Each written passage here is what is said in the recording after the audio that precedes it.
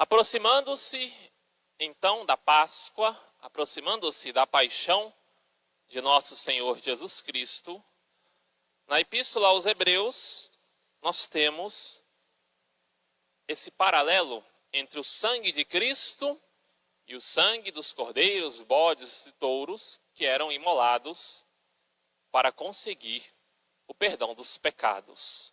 No antigo rito, no rito judaico, se oferecia animais e com o seu sangue aspergido, tinha-se ali o ritual para o perdão das culpas, das faltas.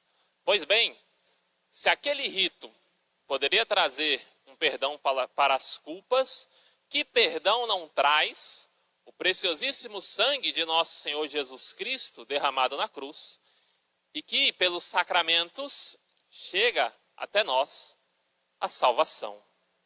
Que graça não recebemos e que graça temos na qual o Salvador do mundo morreu na cruz para nos salvar.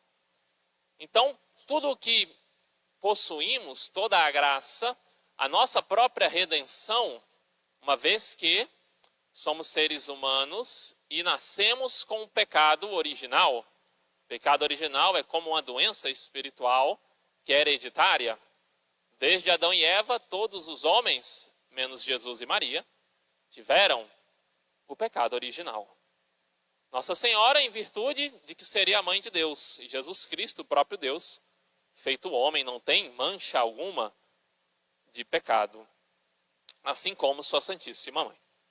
Pois bem, devido ao pecado original, nós temos a graça do santo batismo.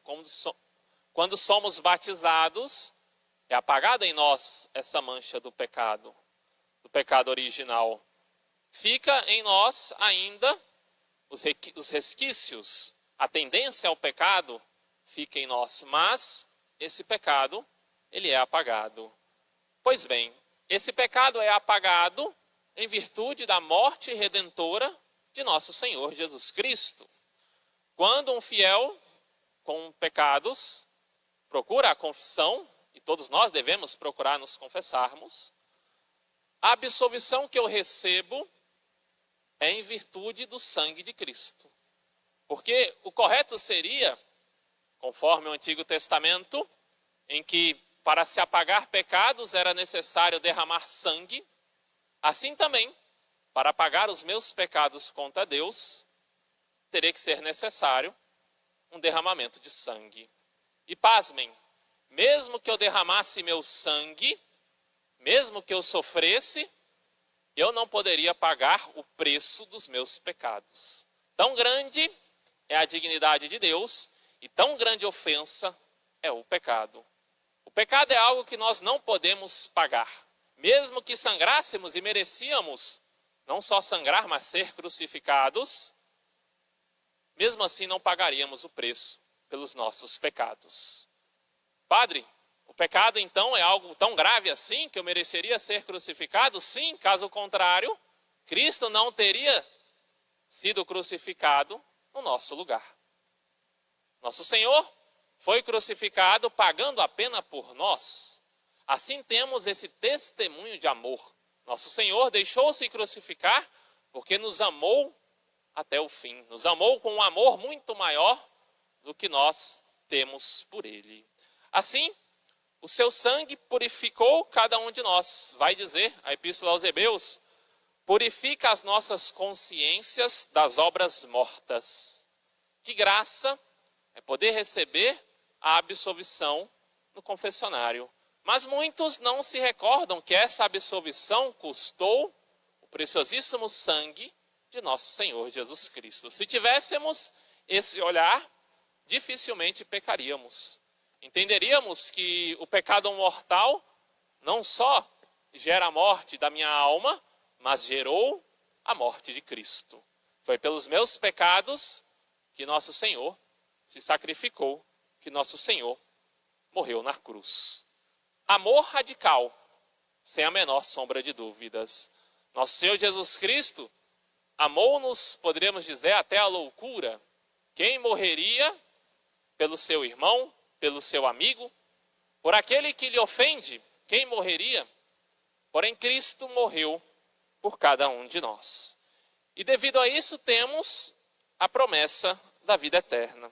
Os que foram chamados à herança eterna, recebem a promessa no Cristo Jesus. Então, nosso Senhor nos amou de tal modo que morreu por nós, sofreu por nós, apagou os nossos pecados e ainda garantiu para nós uma herança no céu, garantiu para nós a vida eterna. Quantas obras, quanto amor. É uma paixão, por isso que nós traduzimos, porque toda paixão nós entendemos como algo que provém do vício, mas a paixão de nosso Senhor é, na verdade, amor, uma paixão amorosa. Um amor levado à loucura, um amor que conduz ao sacrifício. Para então amar nosso Senhor, para amar a Deus, temos que fazer aquilo que Ele nos pede. Nosso Senhor diz, quem é de Deus, ouve a palavra de Deus. Muitos têm fé, muitos creem em nosso Senhor Jesus Cristo. É fato que o ateísmo existe, mas é uma minoria.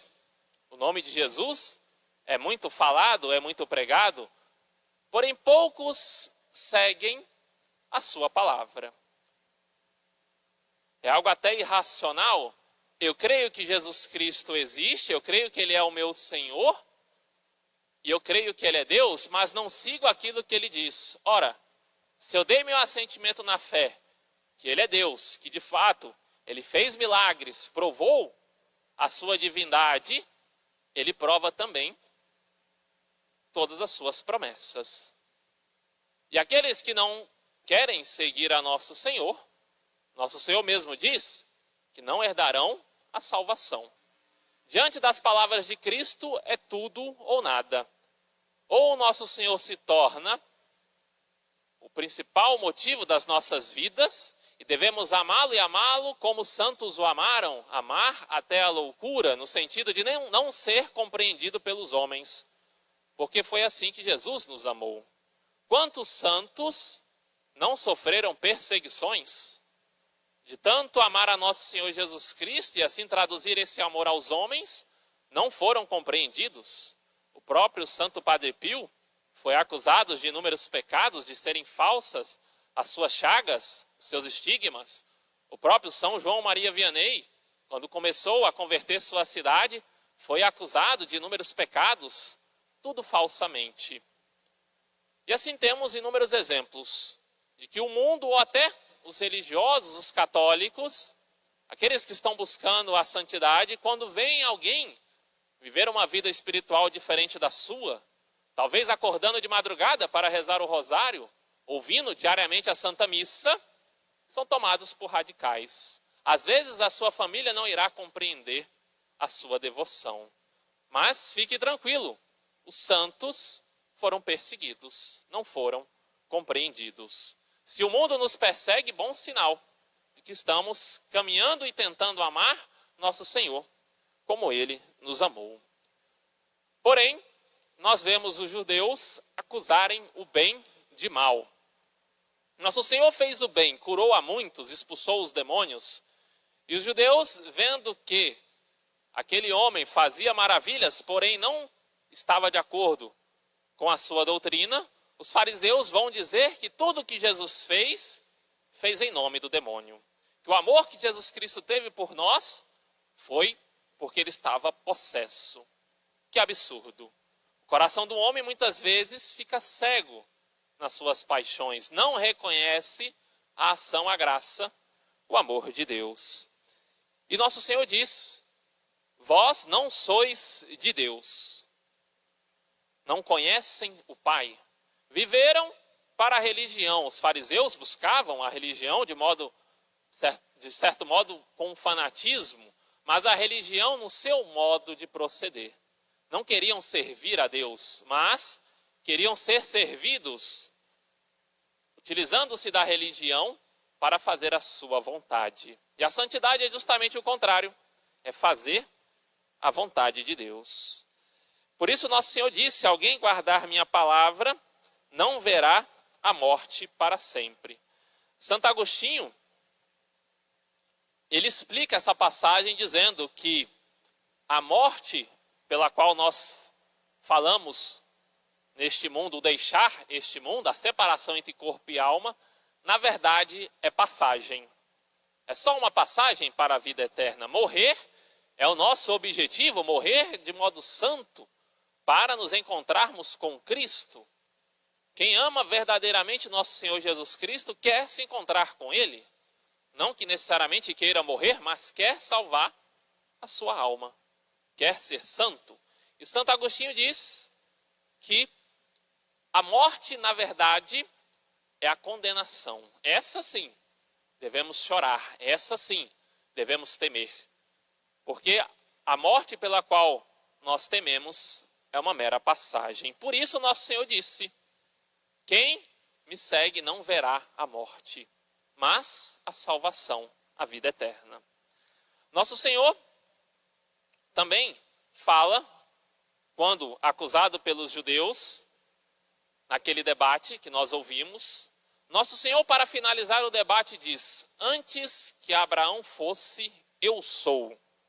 Essa palavra eu sou é muito forte para os judeus, porque é o próprio nome de Deus. E os judeus não falavam essa palavra. Quando Jesus diz, antes que Abraão fosse, eu sou, ele não apenas afirmou a sua eternidade, mas afirmou a sua divindade. E os judeus, não compreendendo que aquele homem havia feito inúmeros milagres, nosso Senhor mesmo disse, aquele pobre coxo, teus pecados estão perdoados. Os fariseus questionaram, só Deus pode perdoar pecado? Por isso não, para que veres que o Filho do Homem tem poder de perdoar pecados, eu te ordeno, levanta-te e anda. Como que os fariseus deveriam raciocinar? Esse homem é Deus, porque só Deus pode, com as suas palavras, levantar um paralítico. Assim não acreditaram. Por quê? Porque seu coração estava demasiado apegado nas suas vontades.